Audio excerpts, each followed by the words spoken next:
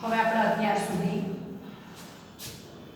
અંતર્ગોળ અરીસો અને બહિર્ગોળ અરીસા વડે કેવું પ્રતિબિંબ રચાય તે જોયું. એ જરા ફરી ચર્ચા કરી લઈએ. અંતર્ગોળ અરીસો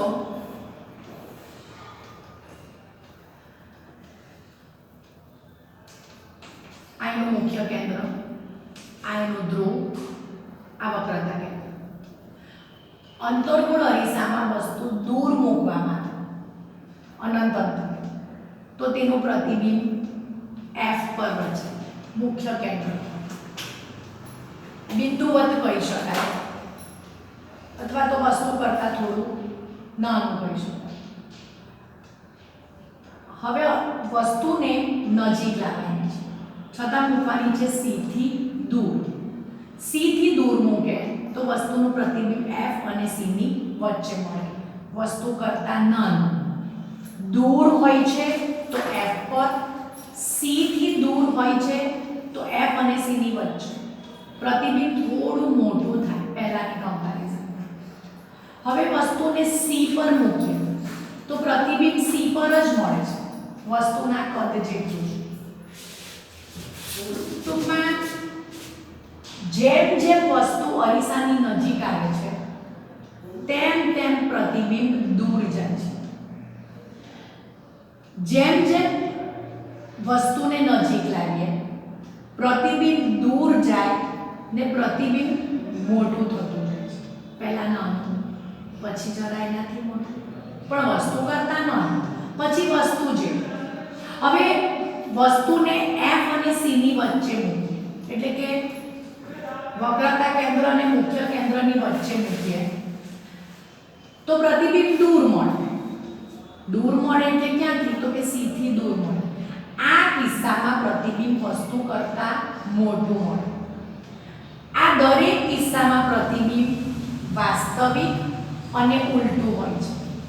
તો ફરીથી પહેલા કિસ્સામાં વસ્તુ અનંત અંતર એટલે કે દૂર હોય તો F પર મળે.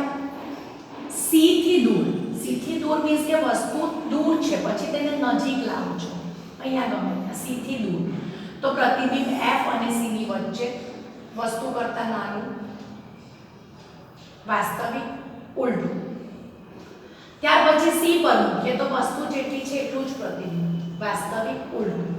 ત્યાર પછી F અને C ની વચ્ચે મૂકીએ તો પ્રતિબિંબ C થી દૂર જશે. આ કિસ્સામાં વસ્તુ કરતાં પ્રતિબિંબ મોટું મળે છે. હવે જો વસ્તુને આપણે F પર મૂકીએ તો પ્રતિબિંબ અનંત અંતરે મળે છે.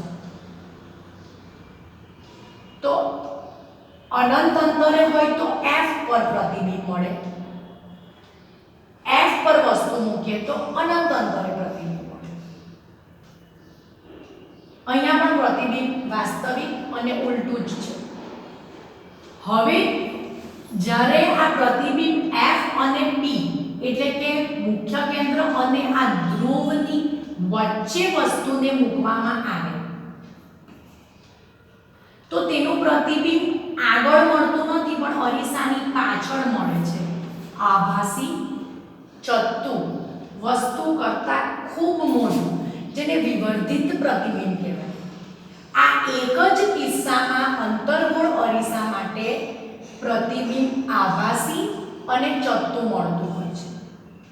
જો આટલી સમજ ક્લિયર થાય તો આગળ વધાય અને તે છે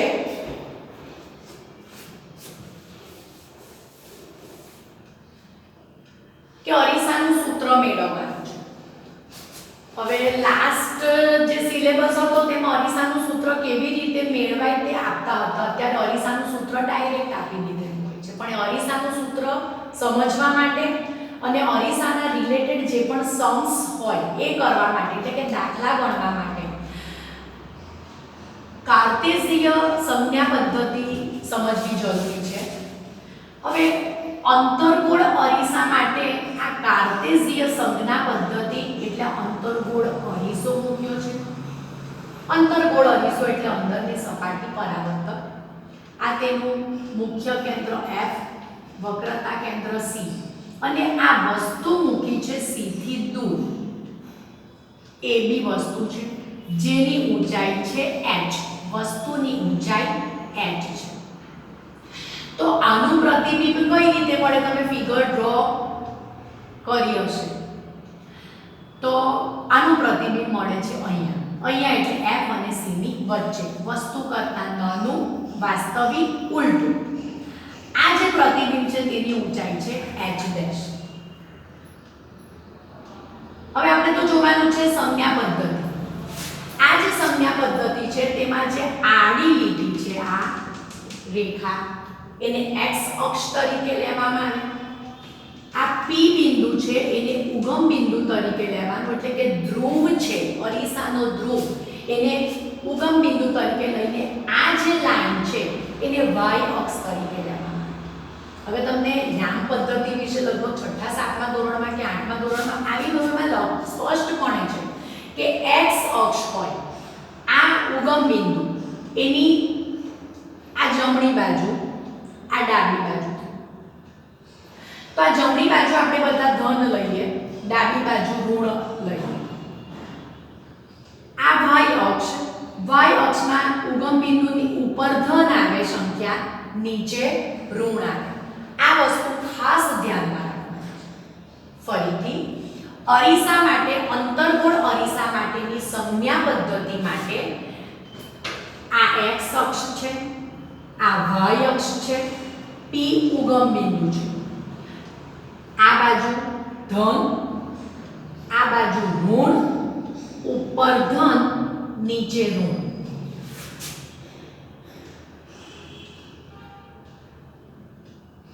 હવે આપણે એના આધારે ધન કે ઋણ એ નક્કી કરવાનું છે. તો અંતર્ગોળ અરીસા માટે અરીસાની કેન્દ્ર લંબાઈ આને કહેવાય. મુખ્ય કેન્દ્ર અને ધ્રુવ વચ્ચેનું જે અંતર છે એને કેન્દ્ર લંબાઈ કહેવાય. તો કેન્દ્ર લંબાઈ pf કઈ સાઈડ પર છે, ડાબી બાજુ, એટલે તે f લેવાય, પણ તે કેવી લેવાય, માઈનસ લેવાય. ફરીથી અત્યારે આપણે કાર્ટેશિયન સંજ્ઞા પદ્ધતિ અંતર્ગોળ અરીસા માટે જે લઈએ તો આજે અરીસો ડ્રો કર્યો, એક વસ્તુ મેં મૂકી છે, c થી દૂર મૂકી છે, એનું પ્રતિબિંબ f અને c ની વચ્ચે મળે તે બતાવ્યું છે.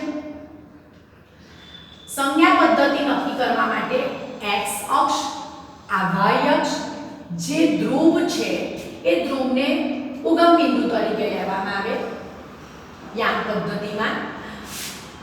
જમણી બાજુ x અક્ષ પર ધન સંખ્યા આવે, ડાબી બાજુ ઋણ સંખ્યા આવે, ઉપરની સાઈડ પર y અક્ષ પર ધન આવે, નીચેની બાજુ y અક્ષ પર ઋણ આવે. હવે આપણે સંજ્ઞા પદ્ધતિ લેવાની છે. તો સૌથી પહેલું અરીસાની કેન્દ્ર લંબાઈ. આ અરીસાનું ધ્રુવ છે, અરીસાનું મુખ્ય કેન્દ્ર છે. ધ્રુવ અને મુખ્ય કેન્દ્ર વચ્ચેનું જે અંતર છે તેને અરીસાની કેન્દ્ર લંબાઈ કહેવાય. આ તેની વ્યાખ્યા નથી, વ્યાખ્યા આપણે આગળના પીરિયડમાં જોઈ ગયા છે. તો આ જે કેન્દ્ર લંબાઈ pf, કેન્દ્ર લંબાઈને સ્મોલ f તરીકે દર્શાવાય. લેફ્ટ સાઈડ પર છે x અક્ષની, એટલે માઈનસ લેવાય, માઈનસ. હવે લેવાની છે અરીસાની વક્રતા ત્રિજ્યા. વક્રતા ત્રિજ્યા એટલે મુખ્ય કેન્દ્ર અને વક્રતા કેન્દ્ર અને ધ્રુવ વચ્ચેનું જે અંતર છે એને કેન્દ્ર લંબાઈ કહેવાય. વક્રતા ત્રિજ્યા કહેવાય. આ વક્રતા ત્રિજ્યાની વ્યાખ્યા નથી. તો આ જે cp છે એને કહેવાશે વક્રતા ત્રિજ્યા. વક્રતા ત્રિજ્યા માટે સિમ્બોલ છે કેપિટલ R. આ પણ આ જે ઉગમ બિંદુ છે તેની ડાબી સાઈડ પર છે અને x અક્ષ પર ઉગમ બિંદુની ડાબી બાજુ જે આવે તે ઋણ લેવાય, એટલે અરીસાની વક્રતા ત્રિજ્યા PC બરાબર -8. વસ્તુ અંતર, તો ધ્રુવ અને વસ્તુ વચ્ચે જે અંતર છે મુખ્ય અક્ષ પર અંતર લેવાય. તો એ જે અંતર છે એને વસ્તુનું અંતર કહેવાય. વસ્તુ અંતર માટે સિમ્બોલ છે સ્મોલ u.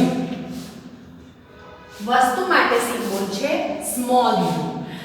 એ સ્મોલ u જે અંતર છે તે પણ આ x અક્ષ પર ઉગમ બિંદુની ડાબી બાજુએ છે, એટલે માઈનસ આવે. હવે પ્રતિબિંબ અંતર, પ્રતિબિંબ અહીંયા મળ્યું છે, પ્રતિબિંબ અંતર આ થાય એટલે કે pb ડેશ પ્રતિબિંબ અંતર.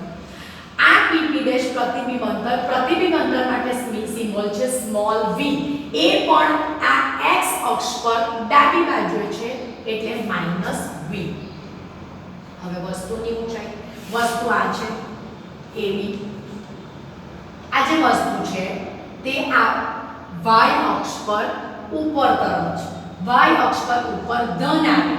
વસ્તુની ઊંચાઈ AB હંમેશા ધન હોય. વસ્તુ આપણે ઊંધી નથી લટકાવતા હોતા, વસ્તુ આપણે સીધી જ મૂકતા હોઈએ છીએ, બરાબર?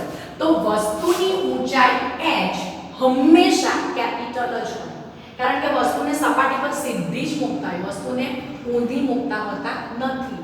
તો વસ્તુની ઊંચાઈ AB બરાબર +h. કેમ +h? તો y અક્ષ છે, y અક્ષ પર ઉપરની સાઈડ પર ધન, નીચે ઋણ. પ્રતિબિંબની ઊંચાઈ આ કિસ્સામાં પ્રતિબિંબ અહીંયા મળે છે, પ્રતિબિંબ ઉલટું છે, પ્રતિબિંબ ઉલટું છે a' b', જે y અક્ષમાં નીચે બાજુ છે એટલે એને લેવાશે -h'. તો પ્રતિબિંબની ઊંચાઈ h' એને માઈનસ લેવામાં આવશે. તો આ થઈ અંતર્ગોળ અરીસા માટેની કાર્ટેશિય સંજ્ઞા પદ્ધતિ. હવે બહિર્ગોળ અરીસા માટે તો આ બહિર્ગોળ અરીસો, બહિર્ગોળ અરીસામાં બહારની સપાટી પરાવર્તક હોય છે, વક્રાકાર જે બહારની સપાટી છે તે પરાવર્તક. હવે બહિર્ગોળ અરીસા માટે તો એક જ ફિગર કે વસ્તુને ગમે ત્યાં મૂકો, વસ્તુને ગમે ત્યાં મૂકો, પ્રતિબિંબ હંમેશા આભાસી, ચત્તુ અને વસ્તુ કરતાં નાનું હશે. ફરીથી બહિર્ગોળ અરીસામાં વસ્તુને અરીસા સામે ગમે ત્યાં મૂકો, હંમેશા અરીસાની સામેની બાજુએ પ્રતિબિંબ આભાસી, ચત્તુ અને વસ્તુ કરતાં નાનું જ હશે. તો આ વસ્તુ છે, આ પ્રતિબિંબ છે. હવે આની સંજ્ઞા પદ્ધતિમાં આ ધ્રુવ છે, ઉગમ બિંદુ તરીકે લેવાનું, એટલે આ રીતે આ x અક્ષ, આ y અક્ષ, આ અરીસાની ડાબી બાજુ, જમણી બાજુ, એટલે આ બાજુનું બધું ધન, આ સાઈડ પર ડાબી બાજુનું બધું ઋણ. ઉપર ધન, નીચે ઋણ, આ y અક્ષ. હવે કેન્દ્ર લંબાઈ તો આ લઈએ છીએ pf, જે x અક્ષ પર જમણી બાજુએ છે. તો બહિર્ગોળ અરીસા માટે કેન્દ્ર લંબાઈ pf પ્લસ આવશે, કેન્દ્ર લંબાઈને સ્મોલ f વડે દર્શાવે. ત્યાર પછી આવે વક્રતા ત્રિજ્યા pc, જે પણ x અક્ષ પર જમણી બાજુએ છે. વક્રતા ત્રિજ્યા માટેનો સિમ્બોલ કેપિટલ R, જમણી બાજુ ધન આવે એટલે R ધન આવે. વસ્તુનું અંતર, વસ્તુ આ સાઈડ છે, જે x અક્ષ પર ડાબી બાજુએ છે, વસ્તુ માટે વસ્તુ અંતર સિમ્બોલ છે સ્મોલ u, ડાબી બાજુએ છે x અક્ષ પર એટલે તે ઋણ આવશે. પ્રતિબિંબ અંતર pb', આ ક્યાં છે તો કે x અક્ષ પર જમણી બાજુએ છે એટલે પ્રતિબિંબ અંતર માટે સિમ્બોલ v, જે પ્લસ આવશે. વસ્તુની ઊંચાઈ, વસ્તુ ઉપર છે, y અક્ષ પર ઉપર તરફ હોય તો ધન એટલે વસ્તુની ઊંચાઈ h ધન આવશે. પ્રતિબિંબની ઊંચાઈ, પ્રતિબિંબ અહીંયા ઉપર જ રચાય છે, કારણ કે આભાસી અને ચત્તુ છે, ચત્તુ પ્રતિબિંબ રચાય છે એટલે ઉપર છે, ઉપર તરફ y અક્ષ પર ઉપર તરફ એટલે ધન આવશે. તો h' પણ અહીંયા કેવું થશે? ધન. તો આ જે સંજ્ઞા પદ્ધતિ છે એ સમજાવી અંતર્ગોળ અરીસા માટેની, ત્યાર પછીની સમજાવી બહિર્ગોળ અરીસા માટે. એટલે જ્યારે પણ આપણે અરીસા રિલેટેડ સમ્સ કરવાના હોય, દાખલા ગણવાના હોય, તો તે વખતે સૌથી પહેલા આ સંજ્ઞા પદ્ધતિ ધ્યાનમાં લેવાની હોય. સંજ્ઞા પદ્ધતિ માટે તમારે આ ફિગર ડ્રો કરવી કે પછી એવી રીતે તમારે થોડું ઇમેજિનેશન પાવરનો યુઝ કરવાનો કે અંતર્ગોળ અરીસો હોય તો અંતર્ગોળ અરીસામાં દરેક કિસ્સામાં એક સિવાય એટલે જ્યારે વસ્તુને તમે મુખ્ય કેન્દ્ર અને ધ્રુવ વચ્ચે મૂકો છો એ જ કિસ્સામાં પ્રતિબિંબ આભાસી અને ચત્તુ મળે છે તો જુદું આવશે આ સંજ્ઞા પદ્ધતિ. એ સિવાયના દરેક કિસ્સા માટે આ જ સંજ્ઞા પદ્ધતિ આવશે.